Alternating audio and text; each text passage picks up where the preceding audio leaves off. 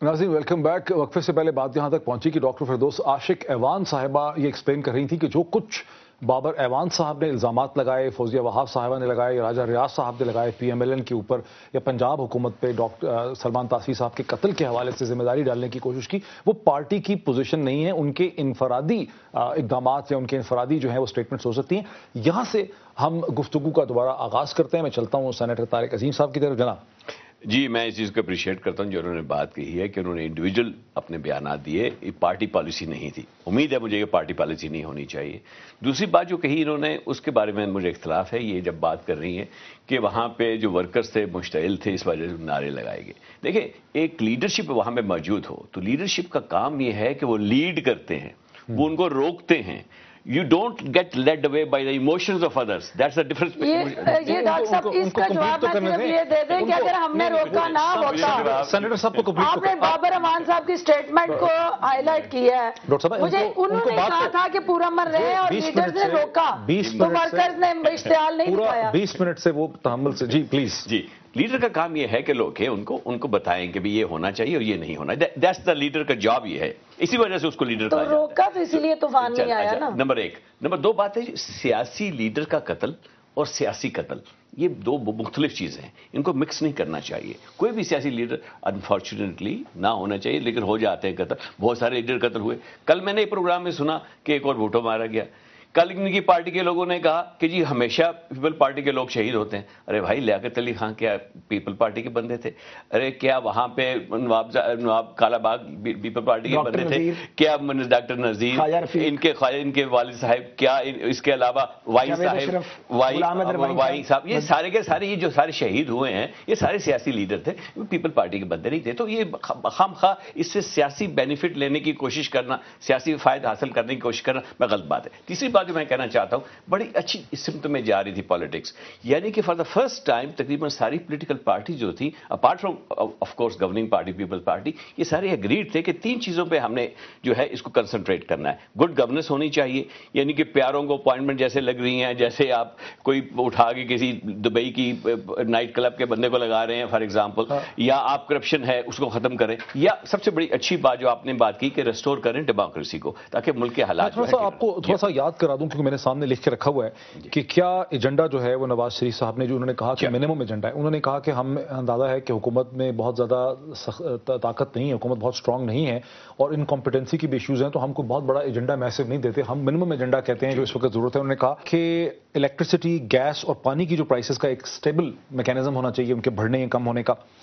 उन्होंने कहा कि करप्शन के जो ख़त्म करने के लिए हमारे पास एक मैकेनिज्म होना चाहिए। उन्होंने कहा कि जो पब्लिक सेक्टर एंटिटीज़ हैं और जो इंस्टीट्यूशंस हैं वहाँ पे हमें कॉम्पिटेंट लोगों को टैलेंट हंट करके लगाने की ज़रूरत है। उन्होंने कहा कि हमें इसमें हम फार्मूला देने के लिए भी तैयार हैं, इसमें पार्लियामेंट का भी रोल हो सकता है। फिर उन्होंने कहा कि इलेक्शन कमीशन ऑफ पाकिस्तान को रीऑर्गेनाइज करने की ज़रूरत है ताकि एक फ्री एंड फेयर इलेक्शन के बारे में एक क्रेडिबिलिटी हो सके। उन्होंने कहा कि हुकूमत के एक्सपेंडिचर में 30% कमी करने की ज़रूरत है। उन्होंने कहा कि मिनिस्ट्रीज़ को कम करने की ज़रूरत है, उसमें भी डॉक्टर साहब वाकिफ़ है उस चीज़ से। उन्होंने कहा कि जितने इसे कहते हैं स्कैंडल्स हैं, एगोस्टा के, पंजाब बैंक के, इसमें मतलब करार वाकई सजाएं होनी चाहिए। उन्होंने कहा कि इंडिपेंडेंट एहतसाब का कमीशन जो है वो कायम करने की ज़रूरत है। और उन्होंने कहा कि फिर वज़ीर आज़म जो है वो 3 दिन में, जिसको बाद में बढ़ा के सलमान तासी साहब के कत्ल के बाद 6 दिन में कन्वर्ट किया, उन्होंने कहा कि जी इस पे वज़ीर आज़म हमें 3 या 6 दिन में बताएं कि वो इस पर अमल दरामद करने के लिए तैयार हैं, और 45 दिन का इसमें होना चाहिए कि लेजिस्लेशन लेकर आए, मीनिंगफुल कानून साजी करें इन चीज़ों पर अमल दरामद करने के लिए।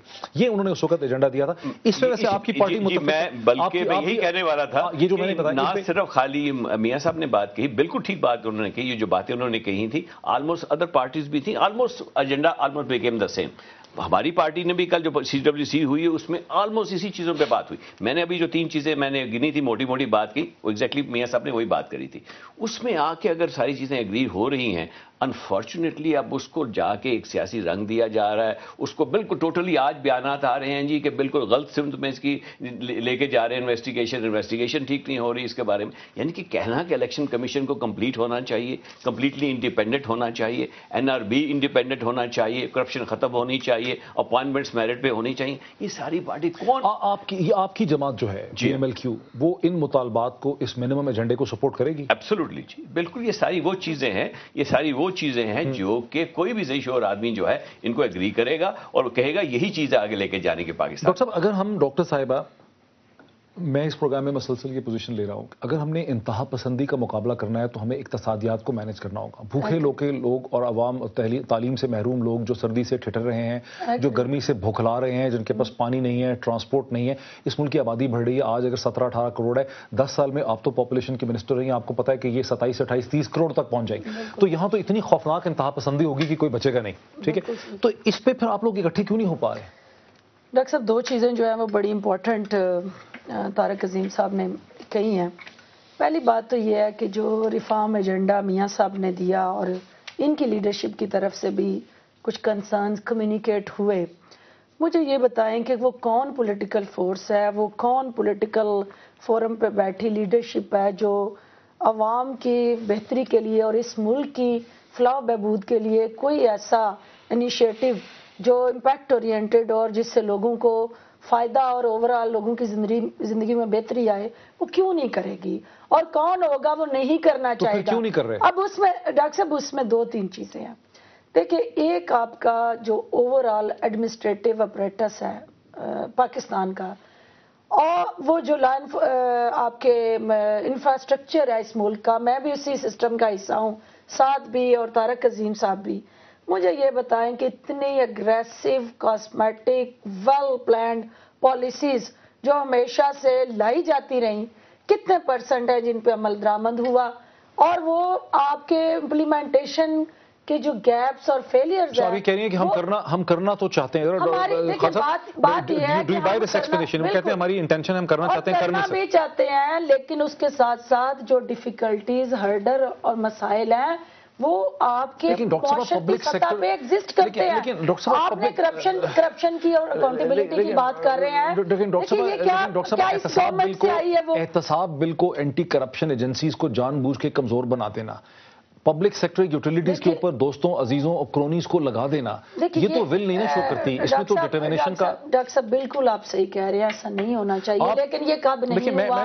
یہ ہمیشہ ہوا اور ہر ایک نے اپنا پروگیٹو یوز کیا, اپنی اتھارٹی یوز کی. لیکن آپ, آئی ایگری ود یو, جو چیلنج ہے, جو 60 سال کی انکمپیٹنسی اور مس مینجمنٹ کے جو نتیجے ہمارے سامنے کھڑے ہیں, آپ کی ذمہ داری بنتی ہے. دیکھیں, پاکستانی ایک سے ایک ٹیلنٹڈ پاکستانی ایگزیکٹو, ڈاکٹر صاحب غور کریں, آپ جانتی ہیں ایک سے ایک ٹیلنٹڈ پاکستانی ہم دنیا میں بھی دیکھے جاتے ہیں. ہمارے ٹیلی ویژن پروگرام امریکہ میں, یورپ میں, برطانیہ میں, پیپلز پارٹی کے اندر اور پیپلز پارٹی, لوگ آپ ٹیلنٹ پول کریں. اگر یہ ٹیلی کام کمپنی, ڈاکٹر صاحب دیکھیں نا, ہمیں ان 63 ایئرز کا سب سے بڑا خمیازہ جو ہم نے بھگتا یا بھگت رہے ہیں کہ right person at right job place نہیں ہوا.